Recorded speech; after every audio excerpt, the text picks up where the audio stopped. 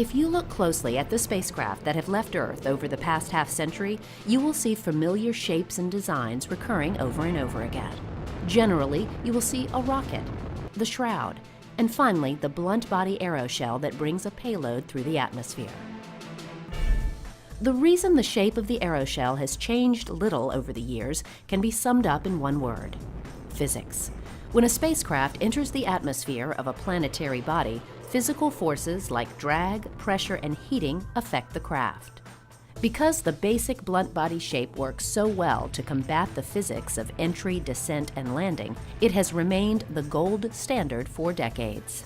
But in order to fit into the rocket shroud, aeroshells have to be relatively small. Even the largest aeroshell ever designed specifically for the Curiosity rover is too small to accomplish many of the goals researchers want to achieve on Mars. Worse yet, it's as large as we can build and still fit into existing rocket shrouds. Unless something drastically changes, we are relegated to sending relatively small rovers to very specific spots on Mars.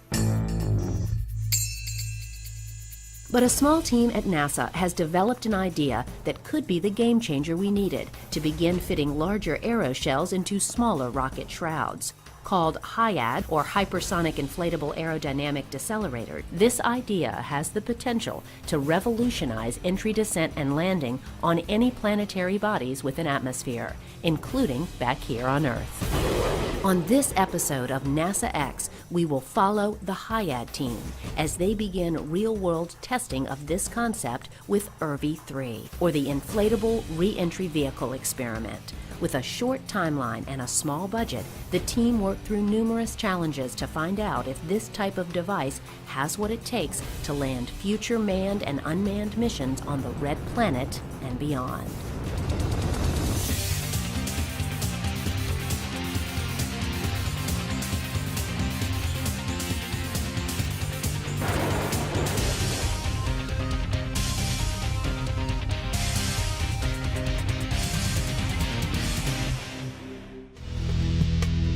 Control room scenes like this one are a common sight for those of us who have followed past NASA missions.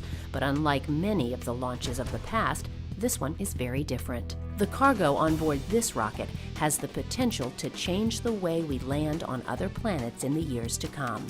Today's launch will highlight IRVE-3, or the Inflatable Reentry Vehicle Experiment. After years of ground testing, development of new materials, and many sleepless nights, NASA researchers will soon know if this new idea will be a viable way to get huge payloads onto other planets.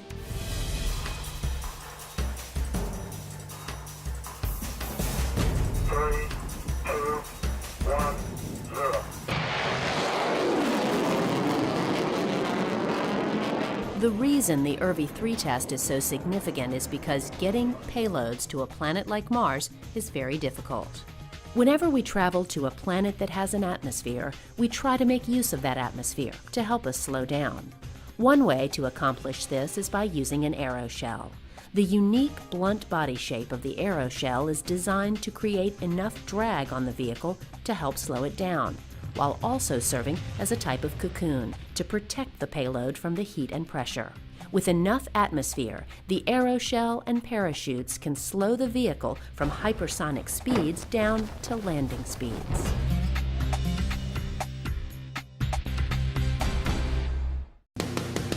One problem we face on Mars is that the instruments engineers pack inside the rocket shroud are generally very heavy. All this mass behind a small aeroshell, combined with a thin atmosphere, makes slowing down very difficult. Once the aeroshells hit the atmosphere, drag forces help slow the vehicle down. Eventually, the craft slows down to the point where the supersonic parachutes deploy, slowing it even further. To use this technique, the vehicle needs to spend as much time as possible slowing in the atmosphere.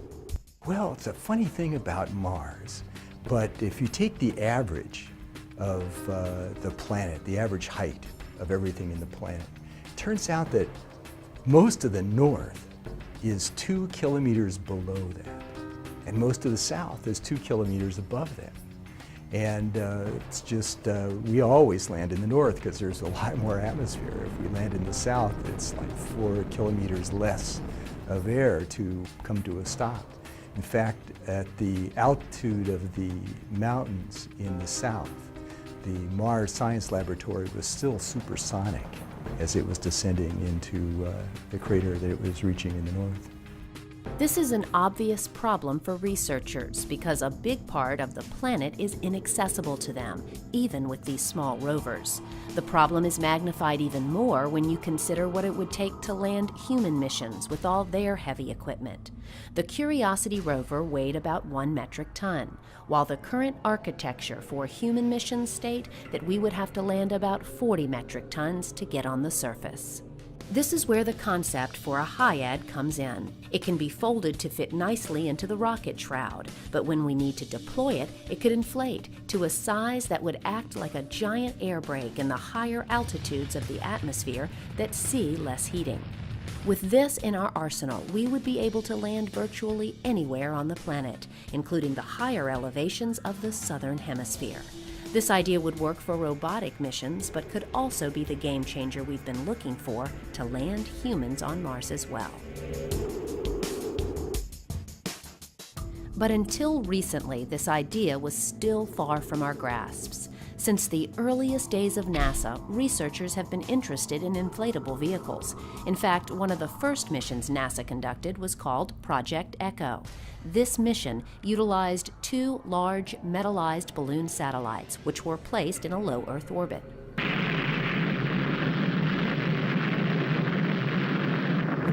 But Echo 1 and 2 were designed to stay in space and not be subjected to re-entry pressures. So after a number of years in space, both balloons finally came back into the atmosphere, burning up on re-entry.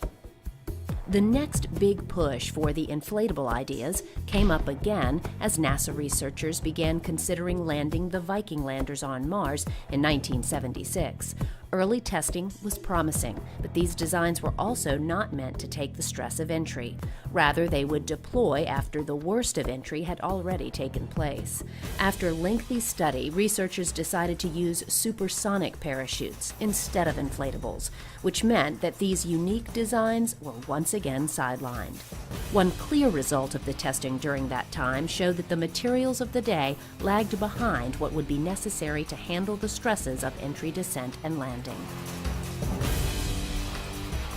As the mid-2000s rolled along, NASA researchers believed that materials had advanced to the point where they were now both strong and heat-resistant enough to be able to take the stresses related to EDL.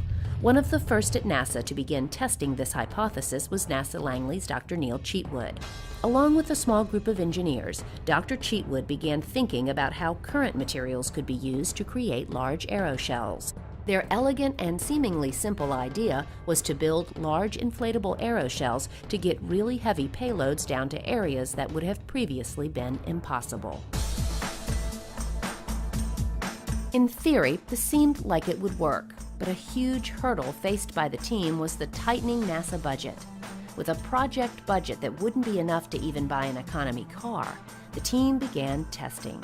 The initial study proved that the idea would work, but the team was a long way from a test flight. They needed to find more funding. With the search for funding in full swing, the team began calling colleagues and friends within NASA, looking for even small amounts of money to help fund the IRVE concept. I was able, over the next few years, to still find chunks of money here and there. And I used to drive my project manager crazy. I would show up with a new number and say, here's another JO, and he's like, well, how much is on this? I'm like, $762. And that's actually a number. That's actually true. That's the smallest one I gave him. But then it got a little easier to get 50,000 here or 100,000 here, and it started kind of coming together. Of course, one of the biggest expenditures that the team faced would be acquiring an actual rocket to launch the experiment. Cheatwood found a solution for this after visiting NASA Wallops rocket range. That first IRVE that we attempted was actually on the smallest rocket we could get. And we ended up there because I had this little bit of money, and I was going to go up to Delaware and sell a contractor on the idea of building us an article. And on the way, I stopped at Wallops flight facility. And they're like, well, we have 1 or 2 tech demo flights a year. They're like, suppose we just let you have one of those missions. I'm like, okay. With a rocket in hand and a little more funding, the first IRVE test was finally a go to proceed. The team worked tirelessly for more than a year to prepare the first test, and as the rocket fired, hopes were high. But shortly after the rocket left the ground, a malfunction occurred, which did not allow IRVE to deploy. Unfortunately, that first flight, we had an anomaly with the launch vehicle. So we launched it, but we never came out of it. But at the time, I was serving as the hypersonics project scientist, and the principal investigator for that project said, you know, I believe in your concept, let's refly.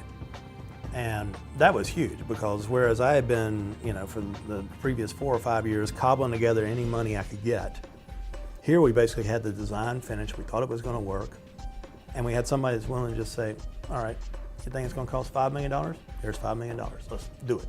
The team quickly began working on the next IRVE test, which was called IRVE-2. They now had enough funding to move forward, and in short order they developed new flight hardware. If successful, the IRVE-2 test would help provide a baseline for future testing. On August 17, 2009, IRVE-2 launched from the Wallops Flight Facility. After the failure of the last test, tensions were high for this flight. The data began streaming back.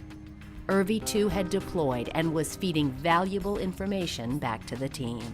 Immediately after IRVE-2 launched, then the hypersonics project said, let's do an IRVE-3. And this time, let's go to the biggest rocket they've got in their standard arsenal. Let's see what kind of heating we can get out of it. And my objective was really to go order of magnitude higher in heating. So we didn't increase the size, because remember, if you increase your size, you're going to decelerate at higher altitude. The higher the altitude, fewer molecules are going to hit you, and so you won't get as high heating. So we kept it the same diameter, but we increased the payload weight. We increased it by a factor of 2. Actually, ultimately, it was more than a factor of 2. And then we had a lot more energy from the rocket, so we went to a much higher altitude, about twice the altitude. That combination meant we were going to see about an order of magnitude higher heating on this next one.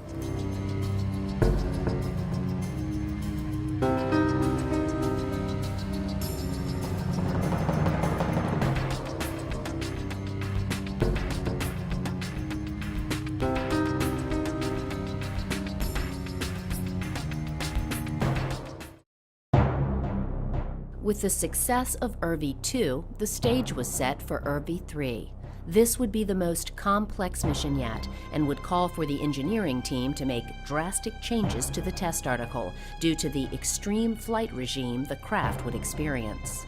Now, IRVE-3 developed some significant new technology. These aeroshell structure, these toroids, actually making a heat shield, flexible heat shield out of this commercially available materials, proving that it was going to work,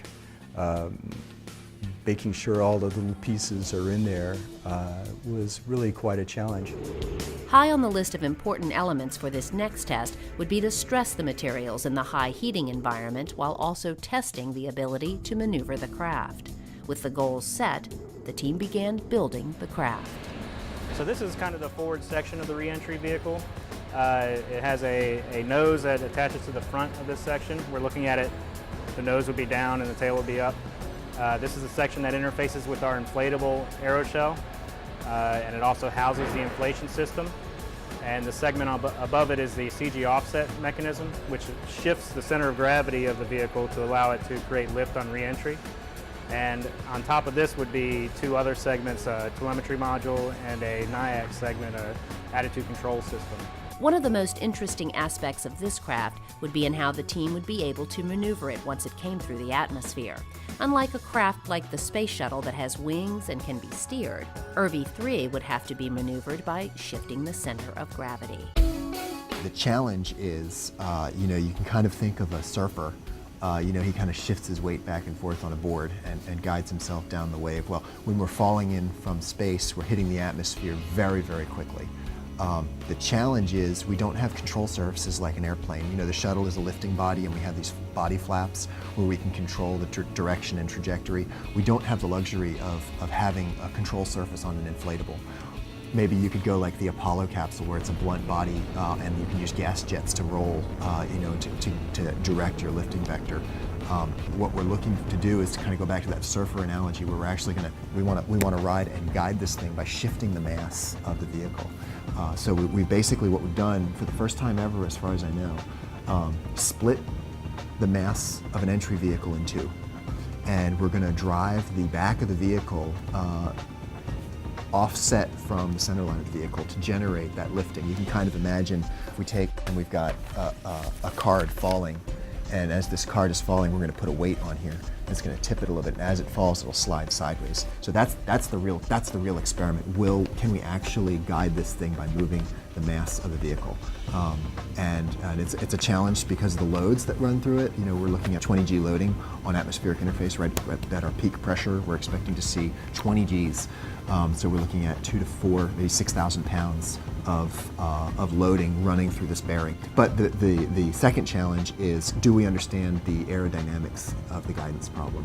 It's rigid, but it's still flexible, aeroshell. And then we've separated the aft body from the forebody with a joint. Do we really understand the dynamics of that? That's really the question. That's one of the big questions that IRVE 3 is going to be answering. If you want to steer, then you need to have lift to take you in one direction or the other.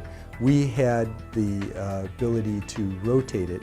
We just weren't using that capability, but if you were to imagine coming into Mars and we're entering the atmosphere and we know that we're going to, say, go a little long compared to the original planned target, then we could turn it over and have that lift pull us down. Or if we're to the left, we could steer it over and make it pull us to the right. So that's something everybody wants to have. And a Mars Science Laboratory, center of gravity was offset from the center of pressure. Each piece was carefully assembled, and then it was time to ship it out to NASA Wallops for the flight test.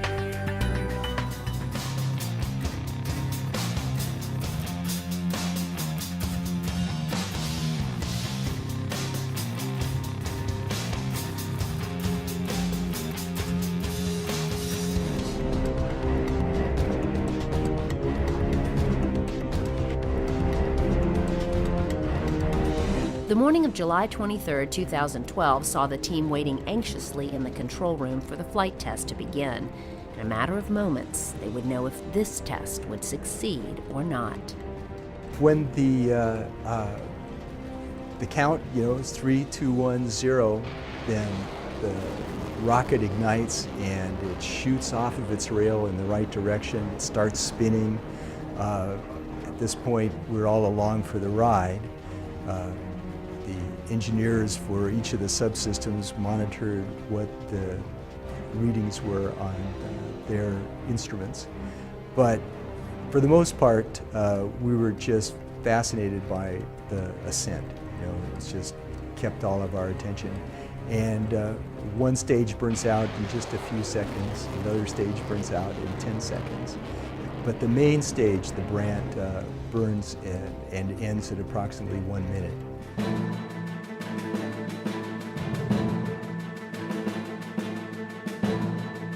Initial data began streaming in. Everything was looking good. After a few short minutes, the rocket was higher than the level of the International Space Station as IRVE 3 began to deploy. The next step was to then release the cover that had held our packed aeroshell in place. And it was actually thrown off.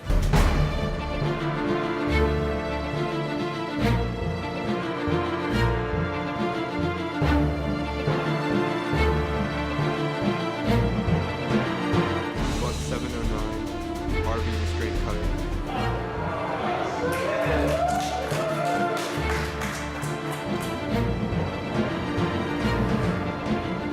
It took the shape in less than a minute. It was, as far as we could tell, fully inflated, but of course it really was going to take several more minutes before we get to the 20 psi that it needed to withstand the atmospheric entry.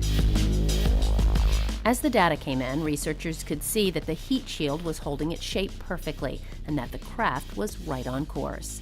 The next big test would be to see if the center of gravity offset would work. Immediately, perfect numbers began pouring in, proving that this concept had worked beautifully as well. One thing after another was falling into place, with the final crucial measurement on heating to come. The team was hoping to sustain at least 12 watts per square centimeter of heating on the craft, but when the numbers came in, the craft had sustained a heat flux of about 15 watts per square centimeter. This higher number was an even better result, and showed that the material had worked perfectly.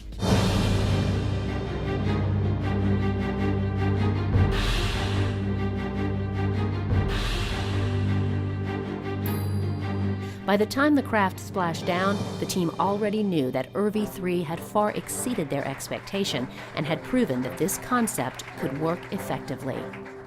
All the systems worked. We inflated to the right level, CG offset shifted to where we needed. We had all the cameras with beautiful video of the Earth, and we could clearly see the edge of the perimeter of the back shell, which is what we wanted to be able to see with the cameras. All the instruments seemed to work great. We saw a good heat pulse, went right through it like it was not even there. So everything looked good. So what is the next step? The team is now working on a concept to develop a larger version of a HIAD called HART, or the High Energy Atmospheric Reentry Test. This mission would release from the International Space Station and would carry down materials that previously would have been released and burned up in the atmosphere. One huge benefit of the HART mission would be that its shape and size would be very similar to what may be expected at a Mars mission.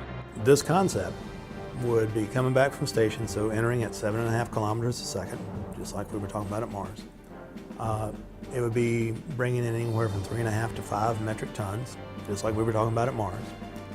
It would be between 8 and 10 meters in diameter, that actual HIAD, just like we were talking about at Mars.